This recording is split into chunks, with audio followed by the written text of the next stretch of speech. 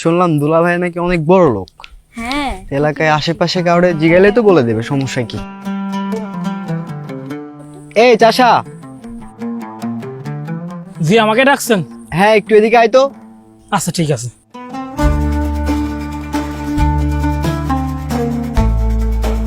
জি ভাই, বলেন। আচ্ছা শোন, তোকে যেটা বলার জন্য ডাকলাম, তুই কি এখানে মনির সাহেবের বাসা চিনো সেই এলাকায়? কেন, কি দরকার? আমাকে বলতে পারেন। কি দরকার? তোকে বলতে পারি মানে? তোকে কেন বলতে যাবো? তোকে যেটা জিজ্ঞেস করা হয়েছে তুই সেটার উত্তর দে। তোকে বলছে মনির সাহেবের বাড়ি চিনিস নাকি, তুই সেটা বল। দেখেন, একটু ভদ্রভাবে কথা বলুন। আমি চাষা বলে কি আমার সাথে খারাপ কথা বলতে হবে? কি? আমি অভদ্রের মতো ব্যবহার করছি আর তোর কাছ থেকে আমি ভদ্র অভদ্রতা শিখবো? আচ্ছা, তোর মতো চাষার সাথে কি ব্যবহার করবে বুঝলাম না। তোকে যেটা জিজ্ঞাসা করছি সেটা বল, এখানে মনির সাহেবদের বাসা কোনটা? আচ্ছা, মনির সাহেব কি আপনাদের আত্মীয় হয়? আমরা আত্মীয় হই না কি হই এই কৈফিয়ত তোকে দিতে হবে? তোর এত বড় সাহস হয় কি করে আমরা আত্মীয় হই না কি হই এটা জানার? আর শোন, আমাদের মতো বড় লোকদের ব্যাপার তুই বুঝবি না। তুই তো খাস এই ক্ষেত খামারে কাজ করে, তুই কি করে এগুলো বুঝবি? আচ্ছা, আপনারা বড় লোক বলে কি আমাদের মতো গরিবের সাথে খারাপ ব্যবহার করবেন? একটু ভালো করে তো কথা বলা যায়, তাই না? এই ভদ্রতা অভদ্রতা তোর থেকে শিখতে হবে, ছোট লোক জানি কোথাকার। তোর মতো ছোট লোক আমাদেরকে শিখাবে ভদ্রতা? তোর সাহস কত বড়? মনির ভাই, হ্যাঁ, বলো। ওই এতিমখানায় টাকা দেওয়ার কথা ছিল, ওরা এসে বসে রয়েছে। আচ্ছা, ঠিক আছে, তুমি যাও, আমি আসছি। আপনি সেই মনির? কেন, অবাক হয়ে গেলে? একটু আগেই তো আমার সাথে অনেক বাজে ব্যবহার করলে। আমাকে গরিব চাষা ভেবে কি অপমানটাই না করলে।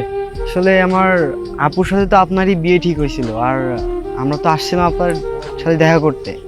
আসলে গ্রামের মানুষের থেকে আপনার অনেক সুনাম শুনেছি, এই জন্য ভাবলাম যে একবার অন্তত দেখা করে আসি লোকটার সাথে। আর আপনাকে যেভাবে দেখবো এটা আমরা বুঝতে পারিনি। সরি আপনার সাথে এই ব্যবহার করার জন্য।